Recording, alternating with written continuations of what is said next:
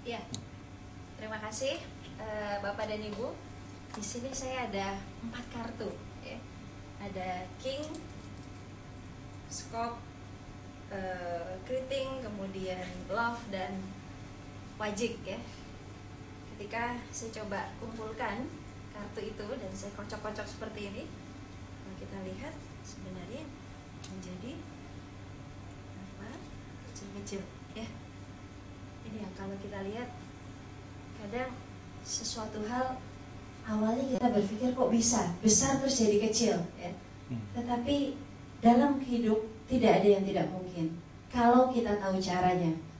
Baik Bapak Ibu sekalian di sini, saya ingin tanya dulu, siapa yang mau sukses? Boleh angkat tangan? Bapak mau sukses? Kenapa ragu-ragu angkat tangannya?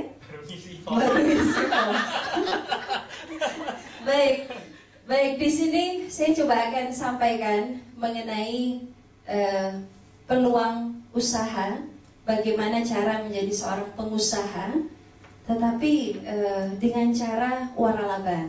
Boleh saya tanyakan sekali lagi, ada yang memiliki background di bidang farmasi? Ada ya, baik. Bagi Ibu, ada background di bidang farmasi? Kuliahnya tidak, baik. Atau mungkin pernah punya usaha apotek sebelumnya? Belum ya, baik. Nah dalam hal ini saya ingin sampaikan bahwa menjadi pengusaha apotek Bapak Ibu bukan berarti kita harus bisa baca resep, bukan berarti kita harus bisa racik obat. Tetapi dalam hal ini kalau kita tahu dengan cara franchise, semua sistemnya sudah diatur di sana. Artinya bagaimana menjadi seorang pengusaha apotek adalah kita mengelola secara manajemennya.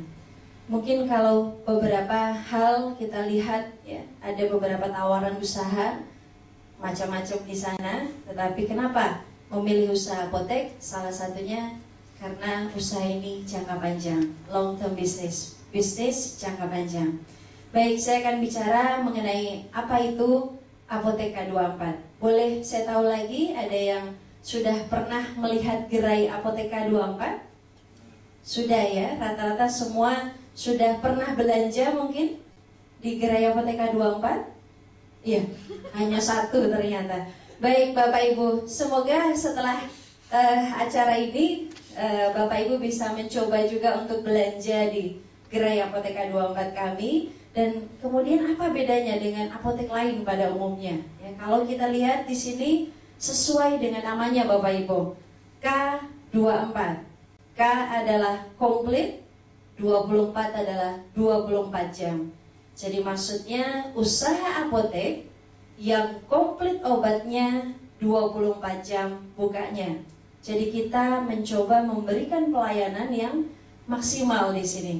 Lalu berapakah biaya investasi dan lain sebagainya? Mungkin setelah acara pada hari ini kita bisa bahas lebih detail di stand kami yang berada di dekat pintu masuk pengunjung ya Bapak Ibu. Baik, kemudian apa saja yang membedakan gerai Apotek K24 dengan apotek lain pada umumnya? Salah satu dari sisi kepastian layanan. Di Apotek K24 yang pertama, pasti bukanya. Karena 24 jam ini non-stop. Hari libur tetap buka. Minggu, lebaran, tahun baru tetap buka. Ya. Kemudian yang kedua, dari sisi kekompletan obatnya. Mulai dari obat-obat resep, racian, ya, puyer, multivitamin, alat kesehatan dan lain sebagainya ada di Apotek K24. Lalu juga yang lebih menarik lagi pasti harganya Bapak Ibu. Ya. Pagi, siang, malam, tengah malam, hari libur, atau hari biasa, harga tetap sama. Kadangkala kita melihat ada satu apotek yang buka 24 jam, tetapi di atas jam 9 malam, ini harganya di atas harga normal Bapak Ibu. Di Apotek K24, anytime Bapak Ibu mau belanja, ya, kita selalu siap melayani dan jangan khawatir, harganya dibedakan. Tetap sama, kapanpun mau beli obat, kita tetap jual dengan konsep harga yang sama. Saya ulang, pasti bukanya, pasti dapat obatnya karena relatif komplit, pasti harganya, dan yang terakhir pasti aslinya. Jadi ada jaminan keaslian obat untuk di Apoteka 24. Karena salah satu layanan di kami adanya apoteker yang selalu standby di Apoteka 24. Salah satu untuk menjadi dukungan konsultasi ya, dengan apoteker gratis di Apoteka 24. Lalu juga di Apoteka 24 ada layanan deliverynya ya Bapak Ibu. Jadi delivery order ya, pesan obat. Sekarang ini tidak perlu obat-obat biasa, bahkan resep pun bisa kami antar ke rumah ya. Ibu habis dari dokter, daripada kena macet ya, ke apotek lalu harus nungguin obatnya di sana lama, kemudian dapat obatnya macet lagi, nanti sampai rumah dari dokter ibu pulang ke rumah saja.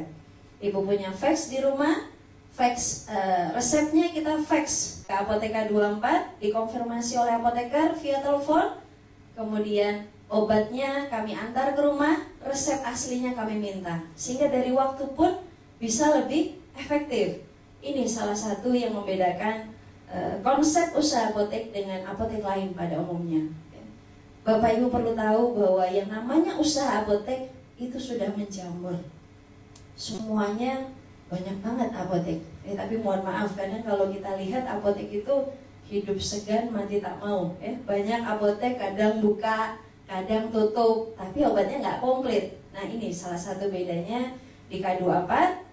Kita memberikan satu pelayanan kepastian, salah satunya juga diharapkan pasien ketika datang mendapatkan obatnya, siap selalu kapanpun dibutuhkan kita siap melayani, kemudian juga dengan layanan konsultasi dan lain sebagainya. Ya. Bicara mengenai peluang usahanya, kurang lebihnya untuk satu gerai Apoteka 24 kita membutuhkan biaya investasi berkisar 700 juta Bapak Ibu. Kurang lebih untuk estimasi 60 meter persegi ya. Kemudian kalau kita lihat dari break even point-nya, kembali modalnya ini pada tahun ketiga. Bapak Ibu sekalian, saya ingin sampaikan di sini bahwa membuka usaha apotek, kalau Bapak Ibu latar belakangnya mencari usaha yang balik modalnya cepat, salah satu mungkin bukan apotek jawabannya.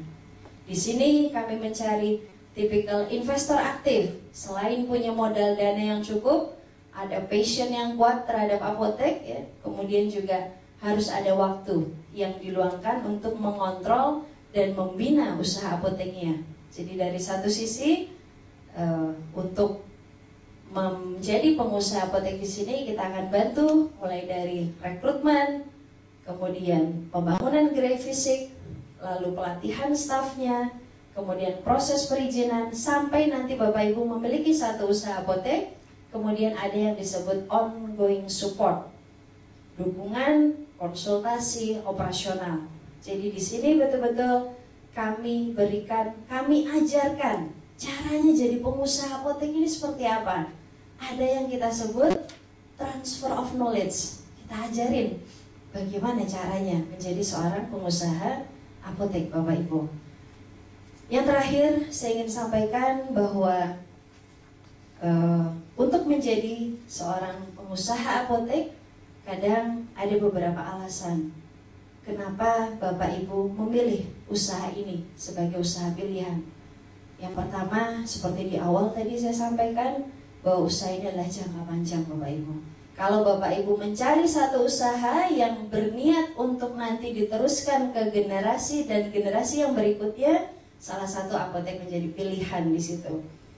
Yang kedua, kita ketahui bersama bahwa obat itu adalah kebutuhan primer setelah pangan, tidak bisa ditunda dan selalu dibutuhkan oleh banyak orang. Jadi ketika kita membuat satu usaha ini relatif lebih jangka panjang. Kemudian ada juga yang melihat dari satu sisi profitnya, profit oriented. Tapi juga kami senang jalankan usaha ini karena ada misi sosialnya. Ada yang kita sebut CSR, Corporate Social Responsibility. Selain profit oriented, juga ada misi sosialnya. Salah satunya seperti itu. Dan silahkan bagi Bapak Ibu yang berminat untuk mengetahui lebih detail mengenai peluang usaha Apoteka 24, tak kenal maka tak sayang, ya. Mestinya kita bisa atur lagi untuk bertemu, kemudian kita bisa discuss lebih detailnya mengenai peluang usaha Apoteka 24. Seperti halnya di awal tadi yang saya sampaikan lewat sulap, ya.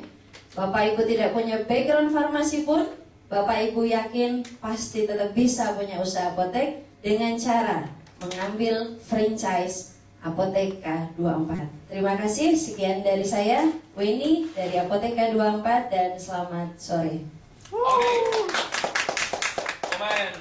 Indah sekali, namanya Santa Cecilia. Santa itu berarti orang kudus, orang suci. Kalau orang kudus, orang suci itu mati masuk surga, begitu. Nah, Cecilia yang ini, yang pasti saya maunya masuk surga dan bukan kriminal. Dan yang lebih pasti lagi adalah saya baik hati.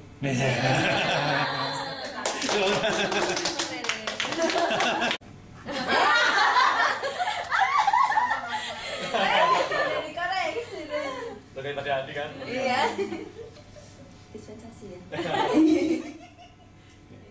Bapak Ibu sekalian, beberapa waktu yang lalu terus terang saya prihatin karena saya membaca majalah Tempo yang isinya memberikan stigma negatif kepada peran apoteker. Dalam majalah Tempo dijelaskan bahwa apoteker kontribusinya tidak jelas dalam dunia kesehatan di Indonesia. Dalam kesempatan ini perkenankan saya untuk mengulas kira-kira apoteker perannya seperti apa, dan kira-kira supaya tidak menimbulkan stigma yang negatif dalam masyarakat, kira-kira harus bagaimana?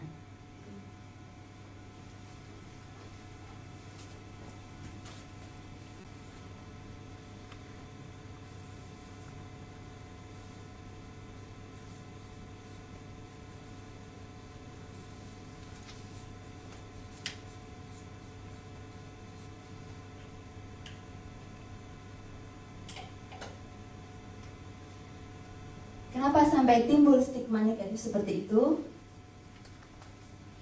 Ada dua faktor. Faktor pertama, karena kurangnya kehadiran apoteker di apotek. Mungkin dalam hal ini saya lebih